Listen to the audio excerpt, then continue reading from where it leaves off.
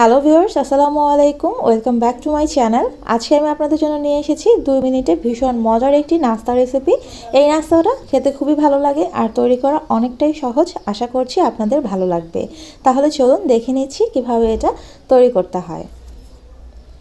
এখানে আমি একটি সেদ্ধ ডিম নিয়েছি। ডিমটা মাঝখান থেকে 2 টুকরো করে একটা সাইডে রেখে দিচ্ছি। আরেকটি সেদ্ধ ডিম গ্রেটার দিয়ে গ্রেট করে নিয়েছি। গ্রেটারের একেবারে চিকন সাইড দিয়ে করেছি।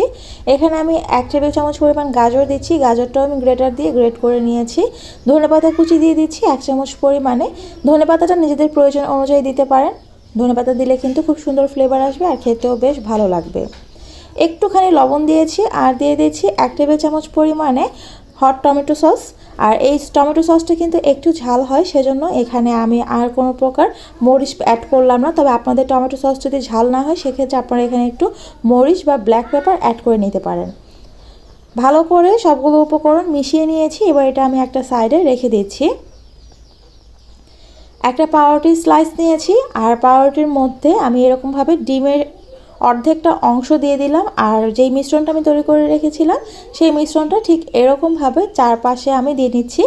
আর ডিমের মিশ্রণটা কিন্তু একটু মোটা করে দিচ্ছি, একেবারে পাতলা করে দিচ্ছি না। চারপাশে ডিমের মিশ্রণটা ভালো করে দিয়ে আরেকটা পাউরুটির স্লাইস দিয়ে দিলাম উপরে। এখন আমি উপরের সাইডটাতে বাটার লাগিয়ে নিচ্ছি। আপনারা কিন্তু এখানে ঘি বা তেল দেবেন না, তাহলে কিন্তু এটার টেস্টটা একেবারেই বাজে হয়ে যাবে। অবশ্যই বাটার দিয়ে ভাজার চেষ্টা করবেন। ভালোভাবে বাটার লাগিয়ে চলে যাচ্ছি আমি স্ন্যাক্সটা ভেজে নিতে। চুলায় একটা কড়াই বসিয়ে দিয়েছি। এবার আমি যেই পাশে বাটার লাগিয়েছিলাম সেই পাশটা নিচের দিকে দিয়ে দিচ্ছি। মিডিয়াম আঁচে খুব ভালোভাবে আমি ভেজে নিচ্ছি 30 সেকেন্ডের মতো। এর থেকে বেশিক্ষণ কিন্তু ভাজা যাবে না। আর উপরের সাইডে আমি আবারও একটু ভালোভাবে বাটার লাগিয়ে নিচ্ছি। 30 সেকেন্ড পর এক পাশ ভাজা হয়ে গেছে। এবার আমি উল্টে দিচ্ছি। উল্টে দিয়ে এই পাশটাও আমি আরও 30 সেকেন্ডের মতো ভেজে নেব, সুন্দর একটা কালার আসা পর্যন্ত। খুব বেশিক্ষণ ভাজলে কিন্তু এটা পুড়ে যাবে। আর চুলার আঁচটা কিন্তু একেবারে কমিয়ে রাখতে হবে, নয়তো কিন্তু পুড়ে যাবে। ভেজে নামিয়ে নিয়েছি। এবার আপনাদের সাথে কেটে শেয়ার করছি। এই নাস্তাটা খেতে যতটা মজার হয়, দেখতেও কিন্তু অনেক বেশি আকর্ষণীয় হয়। তাই এটা ছোট বড় সবাই খুব পছন্দ করে খাবে।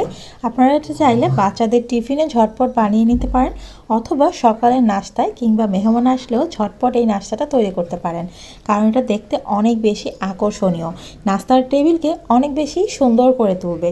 আশা করছি আমার আজকের রেসিপিটি আপনাদের ভালো লেগেছে। রেসিপি ভালো লাগলে চ্যানেলটি সাবস্ক্রাইব করতে ভুলে যাবেন না। আর অবশ্যই পাশে থাকা বেল আইকনটি বাজিয়ে দেবেন। আজকে এই পর্যন্তই। সবাই ভালো থাকবেন। আল্লাহ হাফেজ।